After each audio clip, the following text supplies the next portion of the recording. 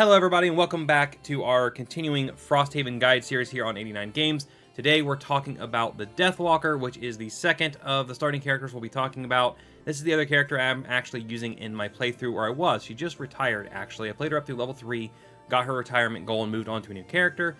But I learned quite a bit about using the shadows because this was the first time I actually played the character myself. I had seen it played in the past, but this is the first time I'd actually played her. So let's go ahead and talk about the Deathwalker, and let's start with her stats here. So melee, ranged, and mobility is kind of where her focus is. Defense, control, and support are pretty weak, and I would say that's pretty true. The one unique thing about her, though, is that she uses shadows to actually attack from and do most of her damage. So this melee, when this says she's high on melee, it does not mean that she's a frontline character. She actually uses her shadows and does melee attacks through them as if she was in the hex that the shadow was on. So she does have low health. She's a squishy character. She really should stay in the back, not be on the front lines very often. And honestly, she really doesn't need to move around a whole lot because she'll be focused on moving your shadows around more than her to actually do damage to enemies and other fun things that you can do with the shadows. So she is like a moderately complex character because of controlling the shadows, but it's not too bad once you kind of get a hang of how to use the shadows and how to keep them on the board. Then she's really a pretty fun character to play. So the class mechanic is what I just talked about with the shadows, which I won't read this whole thing here, but essentially just giving you the detailed rules of a shadow can't be in a hex with another shadow, they can't go through walls, but they can go pretty much anywhere else through obstacles, all that kind of stuff. You can't have more than 5 at a time. If you place another one, then you have to get rid of an older one. And then, if you attack from a shadow, your line of sight is considered from that shadow rather than from your character. So you can actually attack from around walls in a completely different room with the Deathwalker, so long as a shadow is adjacent to an enemy or whatever the case may be for the specific card being used. So let's go ahead and jump over to her cards and talk about those then, and we can see how this mechanic actually works in practice.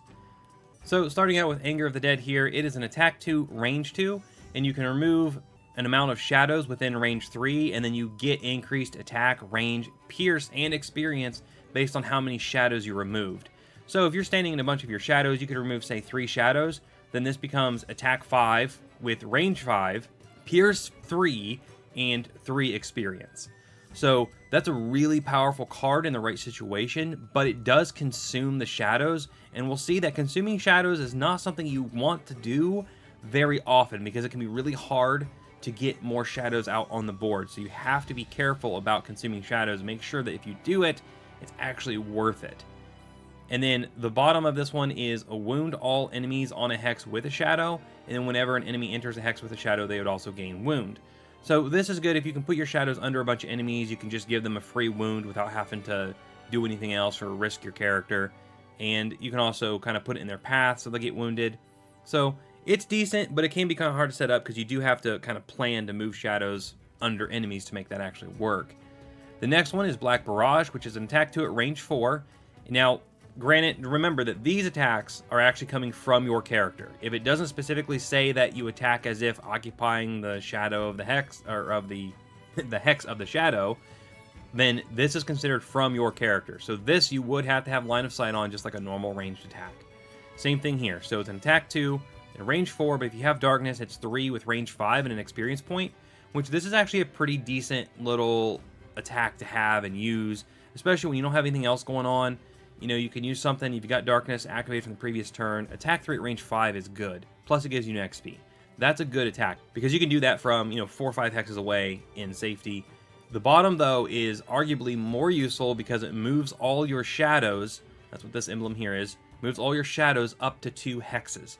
So this card is really good for getting those shadows moved around, get them in position next to enemies so you can actually use them.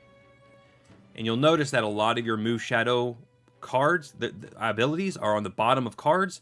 So you're going to forego a lot of movement to move your shadows, which is why I said that the Deathwalker will typically kind of stay in one spot and not move around a whole bunch until it's necessary to do so. So the next one is Call of Doom. This is an attack 1 and it targets all adjacent enemies. If you have darkness, you can also muddle those enemies. And this one, you perform the attacks as if you were occupying a hex with a shadow. So this is a case of where you wouldn't have to have line of sight. If there is a shadow adjacent to enemies, you can use this card and you would attack all enemies with an attack 1 that are adjacent to the shadow. This one also doesn't consume your shadow, so it's actually, even though it's a weak attack, it's nice because it doesn't consume that shadow, which means you could continue to use that shadow for something else later on. The bottom here is a move 3 with Create Darkness, which this one is really good for getting something like Black Barrage set up, and also it's actually one of your best moves, besides one we'll talk about that's a teleport. But as far as like direct movement, this is one of the best ones you actually have early on, at least. So just keep that in mind too when you're thinking about maybe getting rid of this card. Just consider that your movement will be hampered. The next one is Call to the Abyss. This, I would say, is a necessary card for the Deathwalker. You absolutely have to get this card out at some point because it helps keep shadows on the field. If you don't do this, you'll use up all your shadows, you'll have no way to make more, and you will become useless. The Deathwalker is a useless character without shadows. I mean, yeah, you've got a few little things you can do, but if you're not using shadows and keeping shadows on the board, you will find yourself extremely underpowered and very limited in your options playing the Deathwalker. So, previous marks from this ability are removed. When you or any of your summons, that's what this is, this little symbol, attacks, you may mark the target of the attack. When the marked target dies, place one shadow in or adjacent to the hex it occupied. And then this is a persistent card for the entire scenario. This is how you replace shadows. So in some abilities will consume a shadow, you can immediately get the shadow back if you killed the enemy. But this also works if your allies kill the enemy. As long as you've marked them, when they die, even if it's an ally that kills them, you'll get a shadow. So this is also a way to create new shadows, because if you kill enemies without actually consuming a shadow to do it, then you'll actually add to your total shadow count. This is a very important, I would say, fundamental card to the Deathwalker. And then the bottom of this one is place one shadow and a hex within range 2. So again, a consistent way to create shadows. Although this one only gives you one shadow one time, with this you'll get one every time a marked enemy dies. So what I like to do is get a stamina potion, use the bottom of this on like turn 1, turn 2 or whatever to get an extra shadow, and then use this once that shadow's out there. That way I get a use out of the bottom before I actually activate the top. And then the next one here is Dark Fog. This is an attack 3 at range 3 and curse in the triangle pattern there. Creates darkness, but this is a burn card. Gives you 1 XP. So as far as burns go, I never really use this one because it's not a whole lot of damage. Unless you get 3 enemies like perfectly lined up, I really wouldn't recommend using this one in any other situation, just because of that burn on there. And we're also going to be playing a burn right off the bat, which is going to be the next card we're going to talk about. So this would have to be the right situation really to use this. We do have 11 cards though, so it is worth mentioning that, you know, we can't afford to burn 1 or 2 pretty early on and still be okay for an entire scenario. But I would wait until this is a perfect setup for this one. The bottom of this one too is another reason you wouldn't want to burn this card, because the bottom allows you to move 1 shadow up to 5 hexes, and at least for the first few levels, if maybe the entire character, this is like one of the best shadow moving cards because it moves at 5 hexes, which usually gets you in range of something so you can actually do damage with that shadow. So this bottom is very important for getting your shadows where you want them to be. Then the next one here is Eclipse. Place 3 shadows and hexes within range 3, creates dark. So this is what I'm talking about, a burn that you'll absolutely use every time. I would recommend doing it. This was my turn 1 play most of the time, to play the top of Eclipse here, because it gives me 3 shadows instantly within range 3. It's totally worth the burn, because then, you know, I've got 3 shadows out there all ready to use and attack and do the things I need to do. And then if on turn 2 I play the bottom of Call to the Abyss, now I have 4 shadows, and then use a stamina potion. On turn 3 I'm playing this as my top, and now I can recreate every shadow that I destroy, hopefully, maybe even make more. But that's a quick way to get 4 shadows out there at the beginning of a scenario and be able to be effective. From, you know, turn 2, turn 3, you can become very effective in dealing damage with the shadow, with the Deathwalker, if you've kind of done the prep for those first couple turns. The bottom of this one is a move 4, which is good for mobility, but I never used it because I was always making sure I used Eclipse top here. So the next one is Fluid Knight. This is one of my favorite attacks for the Deathwalker. It is an attack 5, and you perform the attack as if you were occupying a hex with a shadow, but then you consume or remove the shadow, creates dark, and you gain 1 XP. Now this is a repeatable attack 5, which early on especially is super powerful. However, you do have to basically eat your shadow, lose your shadow to do it, which is why it's important to have the Top of Call to the Abyss active before you start using cards like this that consume your shadow, because if I kill an enemy, especially early on in attack 5, we're probably going to kill most early enemies with just one attack. They might need some damage on them first, but a lot of enemies you'll be able to actually take out with this attack with one shot. So it's important to be able to mark them with the attack and then immediately recreate the shadow that you consume so you don't actually lose your shadow count. And then the bottom of this one also can be handy. Whenever you would suffer damage, you may teleport to a hex with a shadow. If you do, you remove the shadow, negate the damage, and discard this card. So this is a persistent bonus until it gets used, and then it just goes to your discard. You can get it back. And this is just a way to keep you from suffering damage. If you know you're about to take a big hit, get this out there, and then you teleport away to a shadow that's in a safer area. The only bad thing is it does remove the shadow, so keep that in mind. And then the next one, Forceful Spirit, says X card, will come back to that one. So the next level 1 card, Lingering Rot. It is an attack 3, and you attack all adjacent enemies and poison. And then you perform this one as if you were in place of a shadow, but then you remove the shadow. And it's 2 XP, and it consumes the card. So this is another good one. If you have a good setup, there's 3 or 4 enemies that you have a shadow around where you can hit all of them. Attack 3 poison is a decent attack. Worth consuming the shadow, especially, again, if you have Call to the Abyss active, and you'll probably get a shadow back, hopefully killing one of these enemies. So in the right situation, this can be really good. I didn't end up using this one a whole lot because I was only using 2 characters in my campaign. So there's not a lot of big groups of enemies where it actually makes sense that you'll be able to use this. I was more focused on single target damage, but in a bigger party, absolutely, this can be really effective when you get those bigger enemy groups. The bottom is a move 3, and you poison 1 adjacent enemy. So this, it's good. The poisoning is good, but you have to be next to an enemy to do this, and that is dangerous for the Deathwalker. I wouldn't recommend it in most situations. So the next one is an X card. We'll skip over that. Moving down to Shadow Step is another level 1 card. So attack, or rather move 3. This movement must end in a hex with a shadow, and then attack 3. So this is one of those rare melee attacks where it actually is the Deathwalker attacking from herself rather than a shadow. And you have to have a shadow, though, to actually perform the move, because you have to end the move in a shadow, and then you can attack 3. It's kind of a weird card, and there's situations where it makes sense. Maybe you're just going up there to finish an enemy off, and then there's no other enemies around you. But if you're moving into a group of enemies, this is a terrible idea. I wouldn't do it, because the Deathwalker, like I said, is squishy. She's going to go down really quick if she starts taking hits. Then the bottom is a move 6, and then you place 1 shadow in the hex you are occupying afterwards.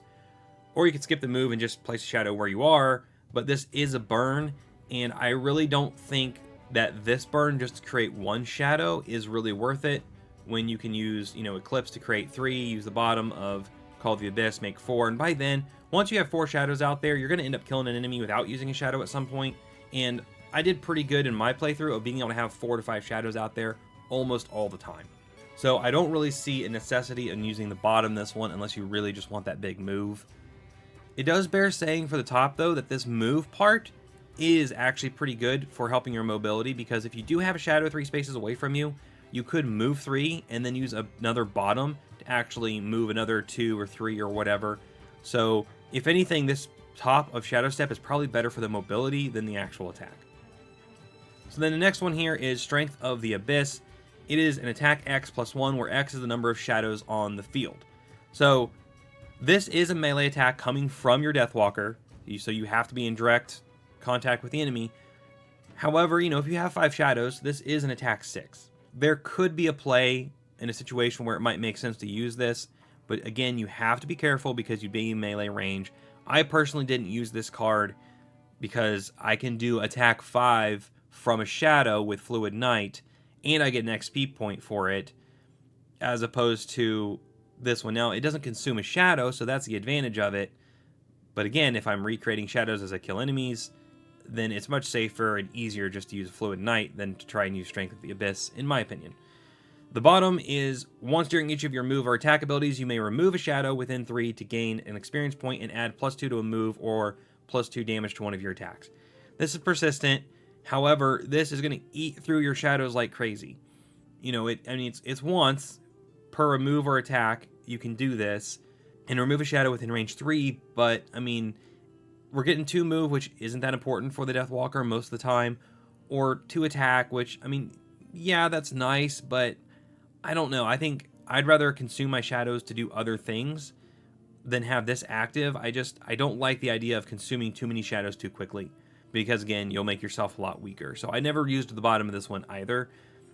And then finally, for the level 1 cards, we have Sunless Apparition. Remove a shadow from an adjacent hex to summon your Shadow Beast. He's got 1 health, 3 movement, and 3 attack with an XP. He doesn't burn, so he does come back. If he gets defeated, he just goes to your discard and you can bring him back.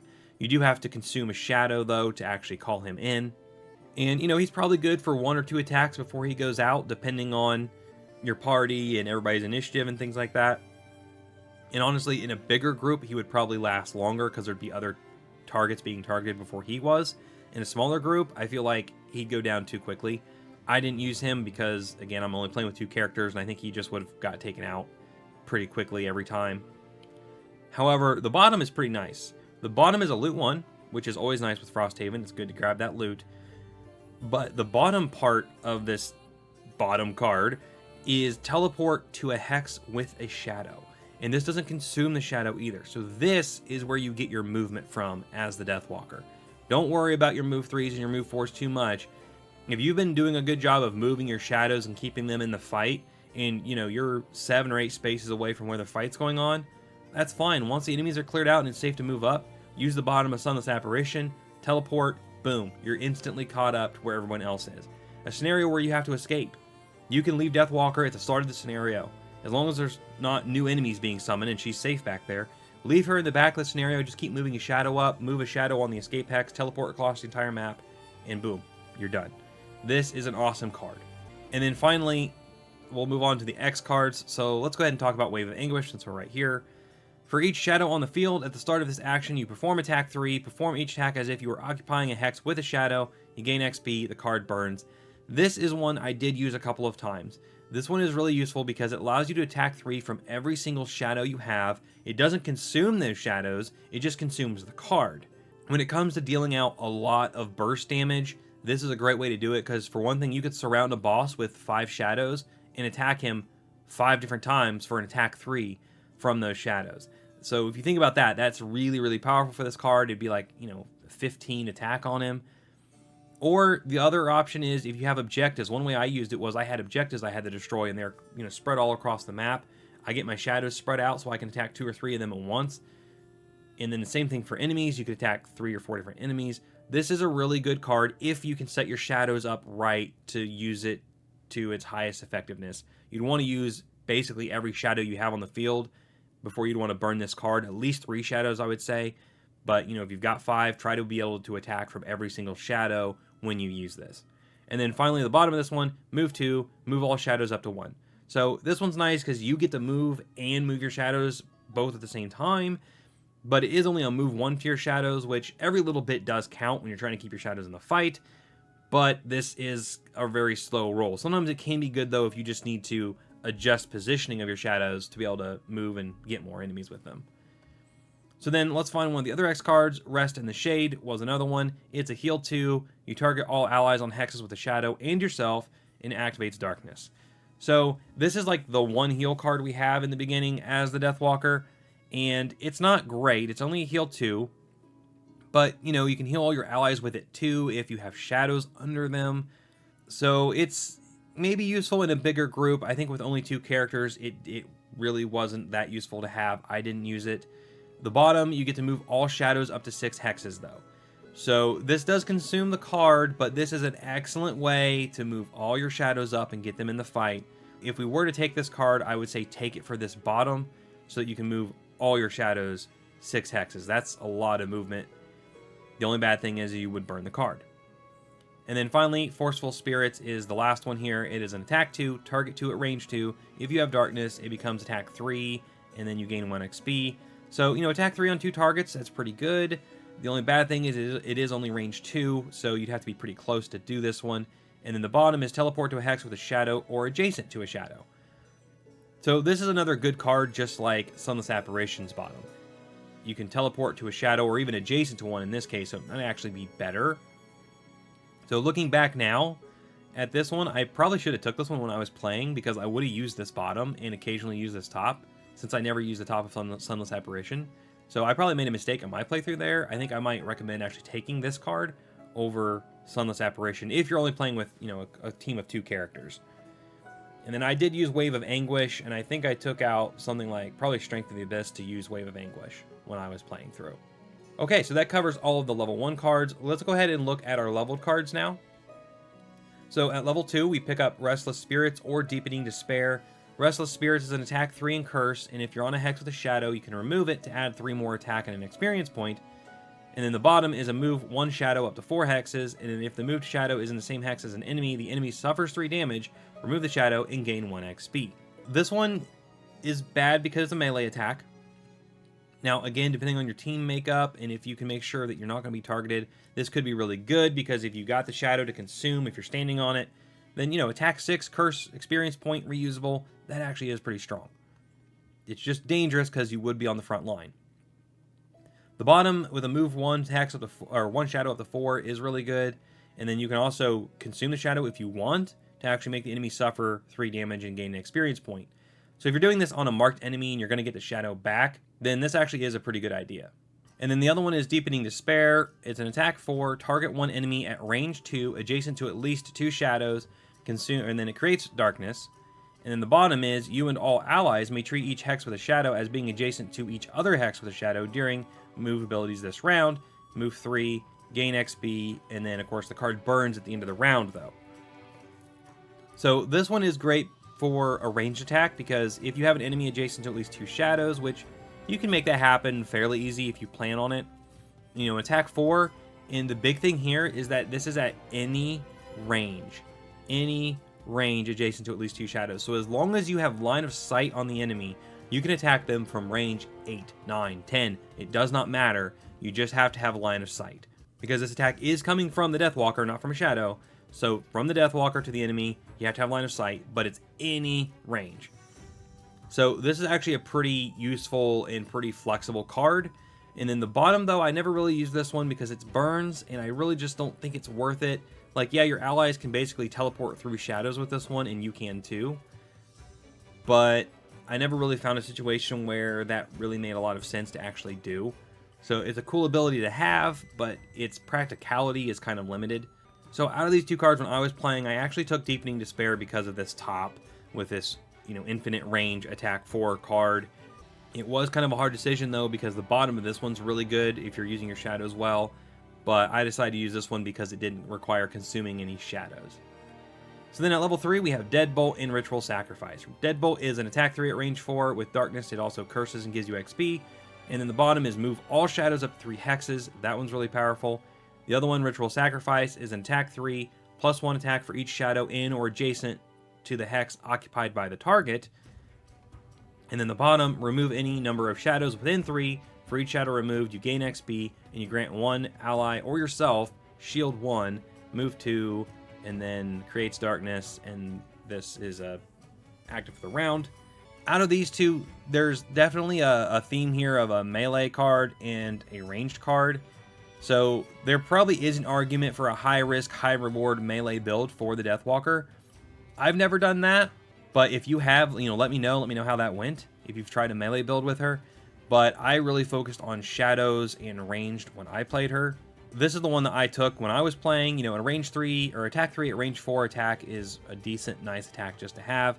Darkness was activated quite a bit with the Deathwalker, so sometimes you get that extra curse and experience out of it. That's great. And then the bottom was really great for shadows. Again, I was focused on my shadows, so being able to move all my shadows up 3 hexes was a great boon to make sure my shadows stayed in the fight and close enough to actually use them. This one, Ritual Sacrifice, attack 3 with, plus 1 for each shadow in or adjacent. This could end up being attack 8 if you have 5 shadows adjacent to 1 enemy. And it's repeatable. It doesn't burn. So that's good. As a melee attack, that's really strong. And then the bottom, removing shadows to gain shield and stuff, though. I don't think that's the best use of your shadows as a Deathwalker. because it's really hard, like I said, to get these shadows back out there. And if you use them all to make a bunch of shield and then they're gone, you know, you get one turn of benefit as opposed to leaving them out there getting multiple turns of benefit out of them. So I do not like the bottom of this one. So moving on to level 4, Fleeting Dusk is an attack 3, target all adjacent enemies and wound. Perform the attack as if you were occupying a hex with a shadow. The card burns. So this is kind of an upgrade to our other one earlier that was an attack 3 on all adjacent enemies, except this one also wounds. Again, this doesn't destroy the shadow, and this attacks all enemies adjacent to the shadow. So if you have the shadow in the right spot, you know, this is an attack 3 on 3-4 enemies, wounds them, really powerful, probably worth the burn, doesn't consume your shadow. And then the bottom is place a shadow in an adjacent hex. You know, that's really good for just getting more shadows out there. So that's a decent card. The other one is Pulled Across. This is target one normal or elite enemy occupying a hex with a shadow, and you give them Bane, which gives them the status effect of Doom. It's Bane and Doom, and I think the action is called Bane and the status effect is called Doom, if I remember correctly. It's something like that. But essentially what Doom or Bane does is at the end of the enemy's next turn, they take 10 damage. So for a lot of enemies, that's a death sentence. For other enemies, you know, it's going to take them down to make them very easy to finish off with only maybe 2 or 3 health left.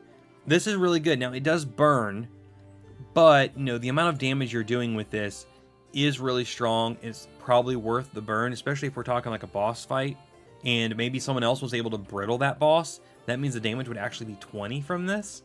You know, in the right situation, Pulled Across, very powerful with that Bane or Doom there. And then the bottom is a move 2, go invisible, and you create darkness. So this is good for getting out of a hairy situation. If you're playing the melee build, then this might actually be a really good card for that, because you could, you know, go up, attack something, be invisible for the next turn, and not have to worry about getting retaliated on. And by retaliate, I mean them actually attacking you, not a retaliate action. But anyway, so out of these two, I did get to level 4, but I didn't actually pick the card because I had a retirement goal where I had to have a certain amount of money. And if you complete your level up, the money goes up, the amount of money you have to get. So I didn't do it, so I could just retire her. But I would have taken Pulled Across probably for the Bane. It's just too attractive. Even though in this one was probably better for the build I was playing, to be honest, I probably would have done this one just for the Bane and Doom, because I think that's a fun status effect to play with. Okay, so moving on to level 5. At level 5, we have got Medium and Dominate. Medium is an attack 3. If you have Darkness, it's attack 5. And if this attack kills an enemy, you place a shadow in an adjacent hex to them. So this is another good way to create shadows. Playing the shadow build, this would be a good card, because with the Darkness, we could probably kill an enemy with this, and then we could place a shadow. Now, I assume this would work in concert with having them marked and creating the shadow that way. So you could probably actually get 2 shadows out of one enemy this way. And then the bottom, at the start of each of your turns, you move 1 hex up to, or 1 shadow. I always call shadows hexes for some reason. Move 1 shadow up to 3 hexes. So this is a persistent ability, gains you 1 XP, and, you know, every turn you can move a shadow 3 hexes. So again, if you're playing the shadow build, this would probably be the card to take, because you'd be able to consistently move a shadow if you had no other way to move them. You know, for free too. You could do other things with your bottom that way. And then the top here, really good for making a new shadow and getting more out there. The only bad thing about this one is it is a melee attack, so you'd have to, you know, be a little risky, jump out there, hopefully just finish off a weakened enemy with this, and then be in a safe spot, not adjacent to any other enemies. And the next one over here is Dominate. It is an attack 6. Consume Darkness also adds Disarm. Perform the attack as if you were occupying the hex with a shadow, and then remove the shadow. So this is essentially an upgrade to our Fluid Knight attack 5, because this one consumed a shadow but didn't have any extra status effects. With Dominate, we're actually getting to disarm them if we can create if we have darkness to use, but we're also attacking for 6, and then of course we consume the shadow that we used. So attack 6, disarm, that's really powerful. This would probably be a card I would take to actually replace Fluid Knight, although maybe not, because having 2 of these cards would be really powerful. I may actually put it somewhere else and just use both of them. So this is definitely a good card. And then the bottom is a move 4. It activates Darkness. So, you know, also good for mobility and getting Darkness out there. So both of these are really good for, you know, playing the shadow build. And I think I would probably end up going with Dominate.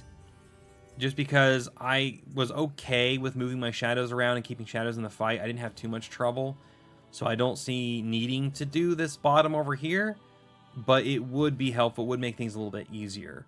So it just depends if you want, controlling your shadows to be a little less stressful, a little easier, but, have a little less damage output, or get the damage output and just deal with managing your shadows as best you can.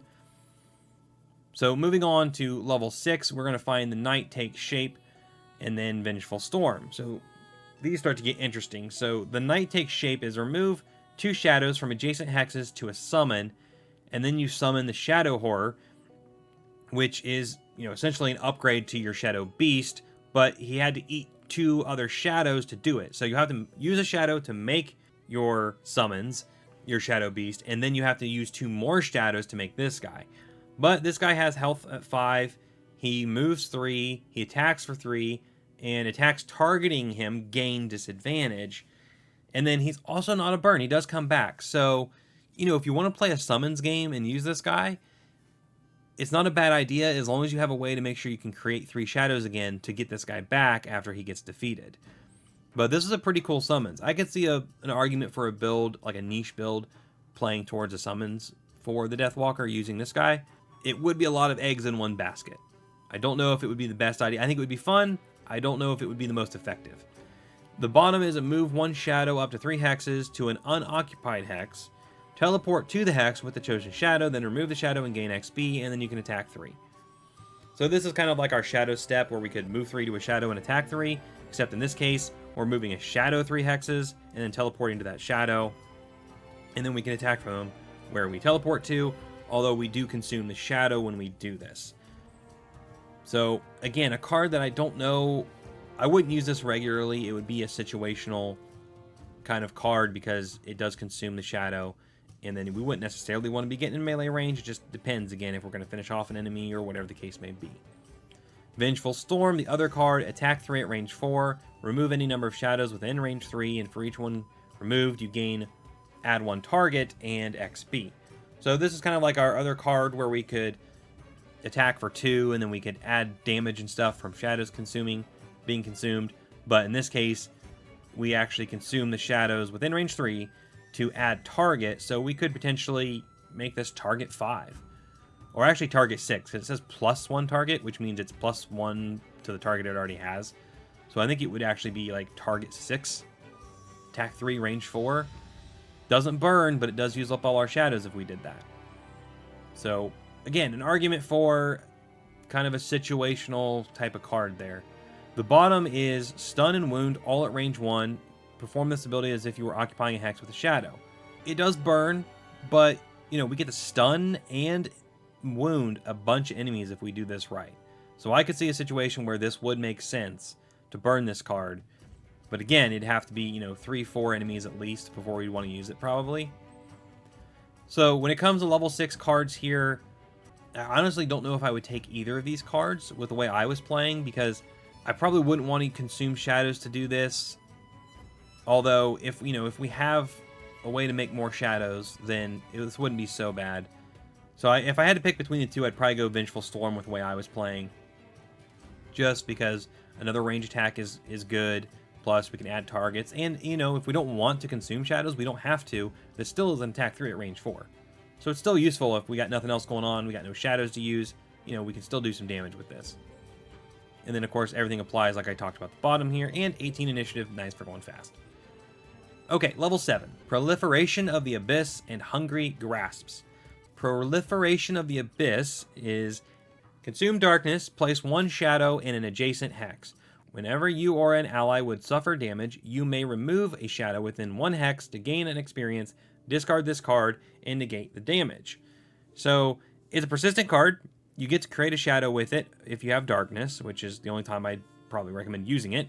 And then when an ally or you suffer damage, you can destroy a shadow instead, as long as they have one adjacent to them or on them, get an XP, and then you discard the card. So, not a bad card for a defensive card when you really need it. Someone's about to take a big hit, that could be a good way to save them. Plus, you get to add the shadow that you're about to consume, essentially.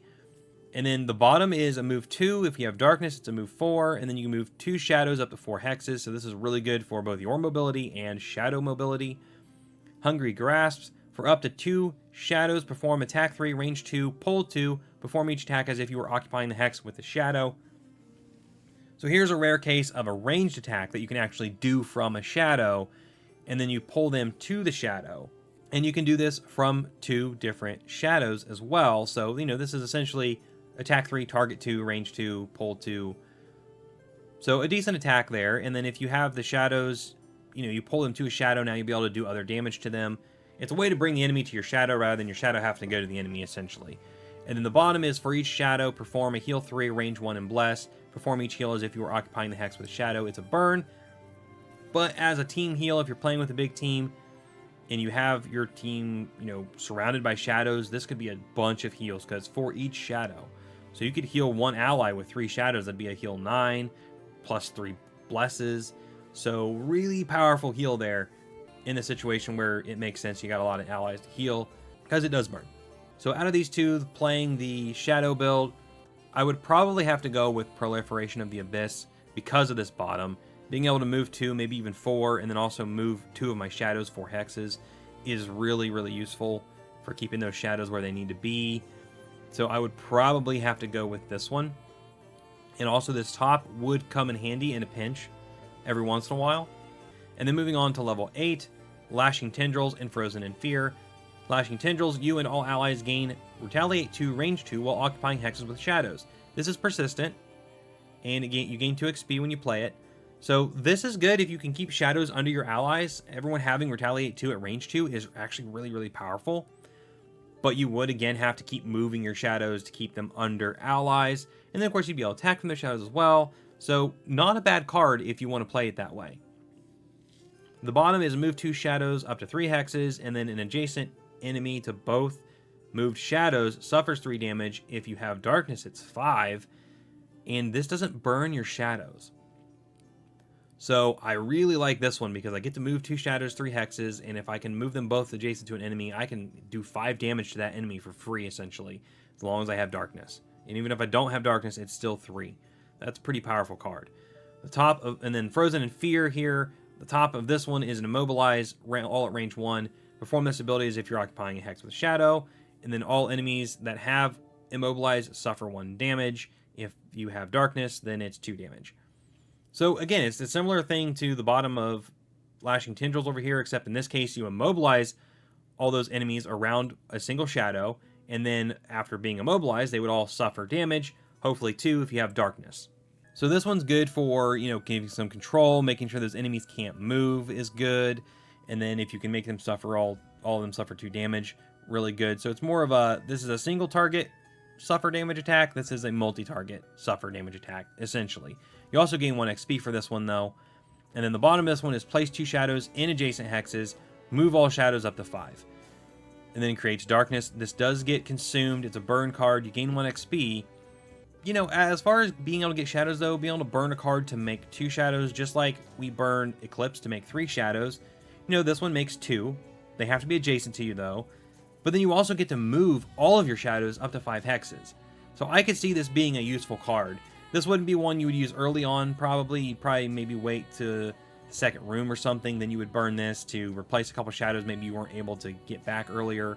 And then move all your shadows 5 to get them where they need to be.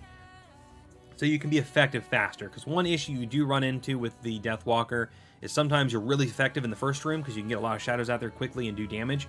But then when you get to the second room, you're not as effective because you can only get 1 or 2 of your shadows in position to actually be effective.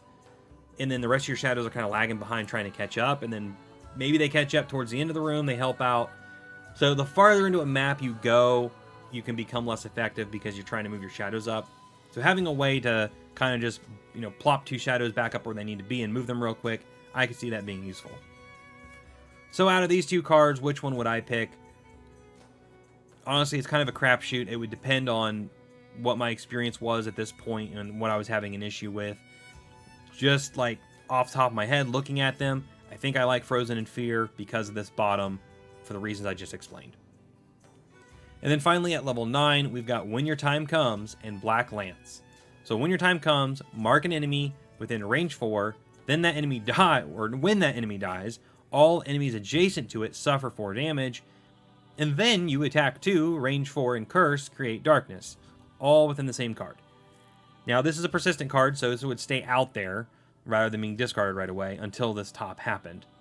That's good if we're playing with the bigger groups of enemies. If we're playing only with 2 characters, this probably won't be as useful because the odds that there'll be a bunch of enemies bunched up won't be very good. So you won't actually get them to suffer the 4 damage, unfortunately. So this might be better in bigger parties. The bottom is whenever an enemy dies, if darkness is available, you place a shadow in its hex. And this is a persistent bonus. So this one is excellent for keeping shadows out there for sure. This would be actually a really good card. You would just have to make sure you were consistently creating dark so that every time it happened, you could actually take advantage of this card. And then finally, Black Lance is a move 3, attack 4, remove any number of shadow from hexes you entered with the move ability. For each shadow removed, you gain a 3 attack and 1 XP. So, alright, if you move 3 and you maybe use boots or something, make this a move like 5, you move through like 4 shadows. You have to remove all those shadows, but then you would gain, attack 3 for each one removed. So that would be attack 12, 16, attack 16 plus 4 experience points. I mean, there's that melee build again. That would be awesome for that. You'd eat all your shadows up, though, and you'd have to make more shadows. But, in a boss fight, though, this might, attack 16. Yeah, but at level 9, remember, bosses are going to have a ton of health. And then the bottom of this one is a move 4 and jump. All enemies moved through gain curse. Again, creates darkness. That's a good move, and plus if you're moving through those enemies and just giving out curses to, give them misses in their deck, that's a really good move. I do like that. However, playing the shadow build, I think I would absolutely go with when your time comes for this bottom, because this would be a fairly consistent way to make sure you always had shadows. Because the cool thing, the thing about attacks like Black Lance is they're really cool, but if you can't consistently have shadows out there to consume and use, they're useless to you. So it's better, in my opinion, to have shadows out there, and then that gives you all the options to do all these different things. You could pick one of these cards, but I wouldn't load up on a bunch of these cards because you're only going to get to use 1 or 2 of them before you're out of shadows and have a hard time making more. So that covers all of Deathwalker's cards through level 9. Let's go ahead and hop over to items now and talk about starting items. We can't really talk about much more than that because this is still early in the game for me and I haven't unlocked a bunch of items. And plus, we're really focused more on kind of beginner stuff right now anyway. So, starting items I pick for the Deathwalker, leather armor and poison dagger. Leather armor just for when we do get targeted, we got a little bit of a chance to take a little less damage from the enemy having disadvantage. And then the dagger is because, again, most of our attacking through the shadow are considered melee attacks, which means we can use the poison dagger on them. So when we do like Fluid Knight and attack 5 from a shadow, you can use this poison dagger to poison them as well. So that's why I take the poison dagger over maybe a ranged weapon instead. And then later on, boots for movement X are excellent for the Deathwalker because again, we're limited on mobility except for our teleports, of course. And then as far as potions, if you can get the stamina potion unlocked early, I would recommend using that for her for that combo I talked about with Call to the Abyss, using the bottom of it and then immediately using a stamina potion to get it back so you can use the top on the next turn. Okay, before we move on more, I went ahead and jumped to the merchant screen here so we can actually talk about a few items. So other items that might make sense for the Deathwalker that you can purchase early on. Flea Bitten Shawl makes you 99 for the purpose of focusing, so that's good to keep her from being targeted as much. And then other than that, like the Metallic Sword might be good because you can add Wound. So you could add Wound and Poison to your attacks, which would be good. And as far as crafting items, early on, as far as head items, Spyglass is really good for the Deathwalker because you shouldn't be targeted a whole bunch, so the crude helmet's not as useful. But being able to get advantage on an attack, especially when you're using your attack 5 that consumes a shadow, I like to use the Spyglass to make sure I have advantage and I don't, miss and waste the attack and waste the shadow. And then, as I mentioned earlier, boots would be good for her, just for the mobility. And then when it comes to another hand item, again, shields would give you a negative modifier, so I wouldn't recommend those. You could use a protective scepter, but again, you're not going to be up with your party a lot, so you're not going to be in range 2 very often to actually give them this shield. So I never ended up picking it up because it just didn't make sense, especially with playing with 2 characters. They usually were never near each other, so this was kind of useless to have. So that about covers my recommendations and thoughts on items for the Deathwalker. So now let's go ahead and go back to her screen here and look at her perks. So perks for the Deathwalker, let's talk about the special ones first. Restless Night, whenever you long rest, you may move 1 shadow up to 3 hexes. This is really good for the Deathwalker. I think it's worth taking early on because it gives you, again, another way to move shadows for free. You get to do it while you're resting. A great way to position your shadows for your next turn after your rest is over. Lesser Inoculation ignores quest effects. Obviously, that's always a good one to take early, so you don't have to start quests with Wound or Poison or Curse or discarding cards or whatever the case may be. Haunting Dreams, whenever you short rest, you may perform Consume Dark to perform Muddle, Curse, Range 2 as if you're occupying a hex with a shadow. As far as the special ones, I'd put this one lesser on the priorities because you're going to short rest. It depends on the scenario. You may do it quite often. You may hardly do it at all. And then, you would have to have a shadow that's actually within range 2 of something, which should be more often than not. But I'd put this one lesser on the priority list. It just depends on kind of what you want to do while you're playing. But I would probably go for some better modifiers before I picked this one up. And then Cloak of Shadow is the last special one. While you're occupying a hex with a shadow, all attacks targeting you gain disadvantage. So if you're playing the melee build, if you've done that, then the Cloak of Shadow would probably be really good because you'd always have disadvantage on you as long as you're staying like on top of a shadow. However, moving your shadow and staying with your shadow can be kind of difficult, and if you're not playing melee, then there's really no point because things aren't going to be attacking you often enough for this to matter. So this is another one that I'd put low on the priority list, and I'd go for better, modifiers first. So I'd get, Lesser Inoculation, Restless Night early on, and then after that, let's go and get rid of our -2 card right here with Intensify, and then we can get rid of 2 -1s by taking Consistency. And now our modifier deck will look a lot stronger. And then Focus will remove a -1 and add a +1. Doom replaces +0 cards with +1 curse cards. Greater Revive adds a heal 1, target 1 ally rolling cards. And then Pacify is a disarm roller and a muddle roller.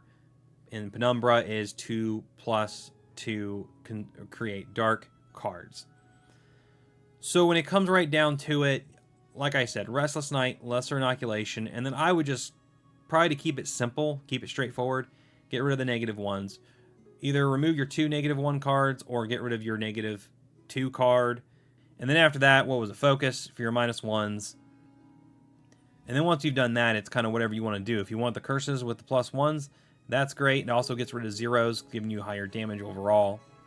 And Greater Revive, I don't see being super useful, except for, you're not going to be using it on your summons probably, but your allies, if they're poisoned or wounded, this would be nice when it comes up to get rid of that for them.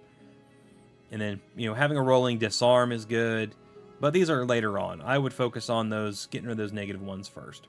Okay, so that covers our perks for the Deathwalker, and we've covered all the cards and everything, so the last thing to mention is our masteries here for the Deathwalker, which are remove 7 shadows in 1 round, or Endless Shroud, place or remove at least 1 shadow each round.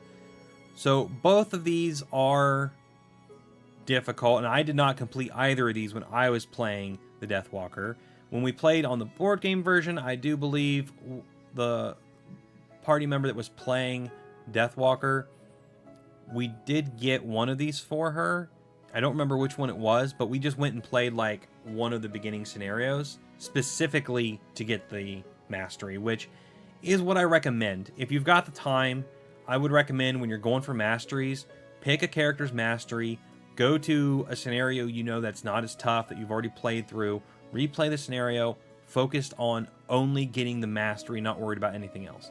That's the easiest way to do it, rather than trying to go into a new scenario blind where you don't know what's going on yet and trying to get the mastery.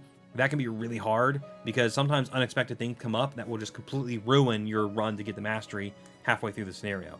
Go to one where you know that won't happen. Focus on the mastery.